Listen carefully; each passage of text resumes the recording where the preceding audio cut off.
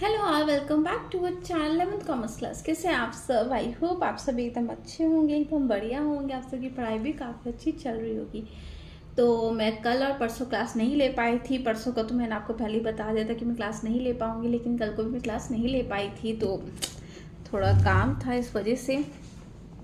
तो फाइनली आज से हम अपनी क्लासेस को स्टार्ट कर रहे हैं। तो आपको याद होगा, मैंने आपको लास्ट क्लास में कंट्रोल प्राइस क्या होता है वो मैंने आपको बता दिया था, ठीक है। तो आज हम पढ़ेंगे इम्प्लीकेशन और कॉन्सिक्वेंसेस ऑफ प्राइस कंट्रोल, यानी कि जब हम प्राइस कंट्रोल लगाया गवर्नमेंट ने तो इसका क्या रिजल्ट आया, क्या कॉन्सिक्वेंसेस आए, ठीक है ना। पहला आया आपका रैशनिंग क्या होता है पढ़ते हैं। It is a system of distributing essential goods in a limited quantities at control price. तो राशनिंग एक सिस्टम है जहाँ पे जो ज़रूरत का सामान होता है, जैसे दाल चीनी, जो हमें ज़रूरत की चीज़ें हमें चाहिए होती हैं, उनको एक लिमिटेड क्वांटिटीज में सेल किया जाता है एट कंट्रोल प्राइस। मतलब उस प्राइस पे सेल किया जाता है जो प्राइस गवर्नमेंट ने सेट कर रखा होता है। This is done through fair price shops. तो फेयर प्राइस शॉप्स एक ऐसी शॉप्स होती हैं जो कि गवर्नमेंट की तरफ से रेगुलेट होती हैं, और इधर आपको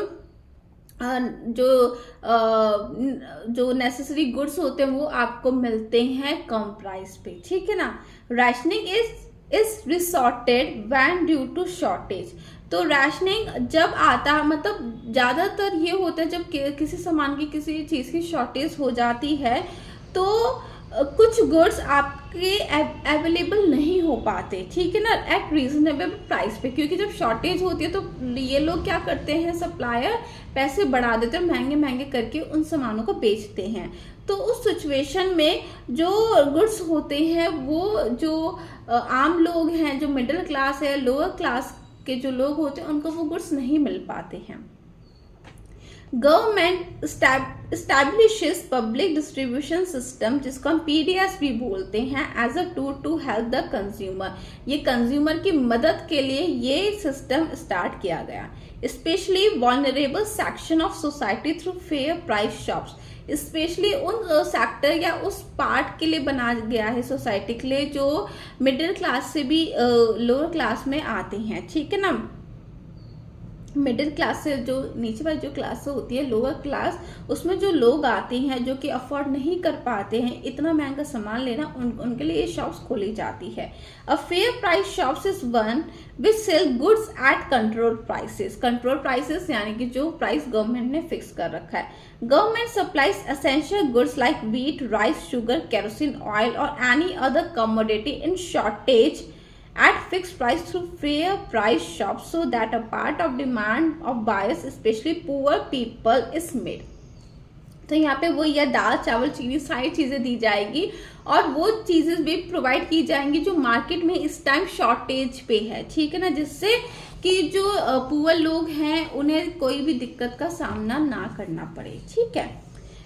फिर था आपका second, black market. Another result of price control can be emergence of black market in which the commodity, यहाँ पे शुगर का ये लोग एग्जाम्पल ले रहे हैं, is sold at a higher price than the government fixed price. तो देखो, जो आपको प्राइस कंट्रोल या प्राइस सीलिंग जिसको हम बोलते हैं, इसका मेन रिजल्ट, मतलब इस चीज को लगाने का मेन रिजल्ट ये भी आपको मतलब नतीजा देखना पड़ता है, ब्लैक मार्केटिंग जिसको हम बोलते हैं। इसमें क्या होता है, कुछ लोग ऐसे लोग होते हैं जो कि ब्लैक में सामान बेचते हैं, ठीक है ना। फॉर एग्जाम्पल, कस्टमर को किसी सामान की बहुत ज्यादा जरूरत है, वो क्या बोलेगा दुकानदार को, भाई तू डबल ट्रिपल पैसा ले लेकिन मुझे ये सामान दे दे, ठीक है ना। और सेलर क्या करते हैं, जब डिमांड हो रही होती है, मतलब जब डिमांड इतनी नहीं आती है कस्टमर्स की, तो वो लोग क्या करते हैं, या वो चीज इतनी डिमांड में नहीं होती है तो वो लोग क्या करते हैं, अंदर रखना शुरू कर देते हैं, ठीक है। और जैसे उस चीज की जब डिमांड होती है तो उसको डबल ट्रिपल रेट से वो लोग बेचना शुरू कर देते हैं, ठीक है। अनदर, ये तो मैंने आपको बता दिया था, ठीक है।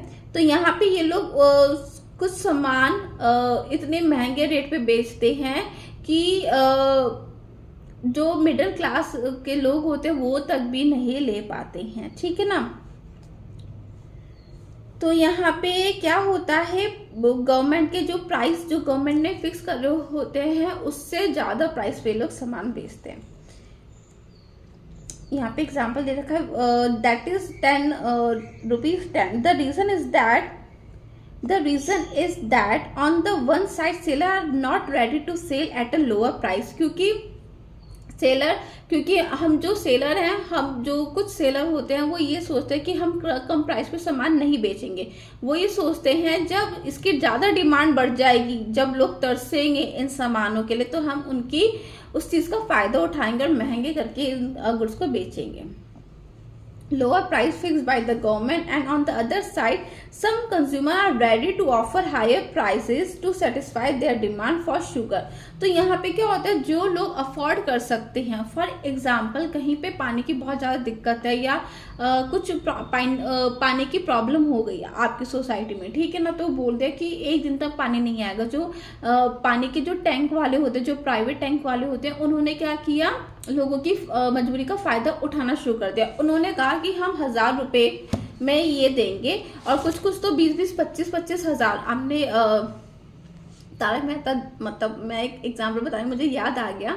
तो जो पुराने एपिसोड में एक बार ये हुआ था, जब वहाँ पे पानी की कमी हो गई थी, तो जब बुलाए, मतलब जब वो लोग पानी की मतलब टैंक को ढूंढ रहे थे, तो प्राइवेट टैंक वालों ने बहुत ज़्यादा 20-20, 25-25 हजार रुपये मांगना स्टार्ट कर दिया था, जो कि 1000 रुपये में काम हो सकता था। उन्होंने डबल ट्रिपल रेट उस चीज़ के मांगने शुरू कर देते हैं। तो कुछ कस्टमर्स जो दे सकते हैं वो ये बोलेंगे कि मैं 25,000 के मैं तुझे 5,000 दूंगा, तू फटाफट आ पानी दे के जा, ठीक है। तो कुछ लोग कुछ ऐसे लोग होते हैं जो इन लोगों के दिमाग खराब करते हैं।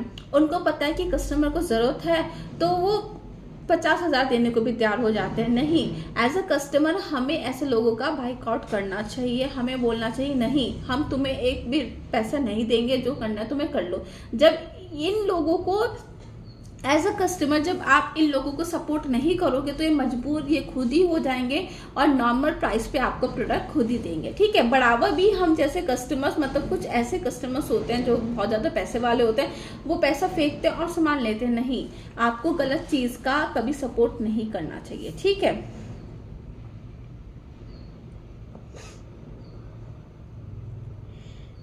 In practice, it is difficult to prevent black marketing when government control price is lower than the equilibrium price। तो यहाँ पे ये भी कहा जा रहा है कि ब्लैक मार्केटिंग को कंट्रोल करना बहुत ज़्यादा मुश्किल है, और उस केस में तो बहुत ज़्यादा मुश्किल है जबकि गवर्नमेंट ने ऐसे प्राइस सेट कर दिया है जो कि इक्विलिब्रियम प्राइस से भी कम है।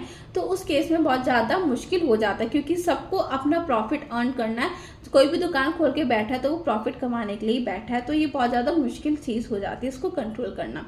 A black market is a market in which controlled goods are sold unlawfully at a price higher than the price fixed by the government। तो ये unlawful, मतलब ये unlawful एक्ट होता है, इलीगल एक्ट इसको माना जाता है, लेकिन लोग करते हैं क्योंकि उनको प्रॉफिट अर्न करना होता है।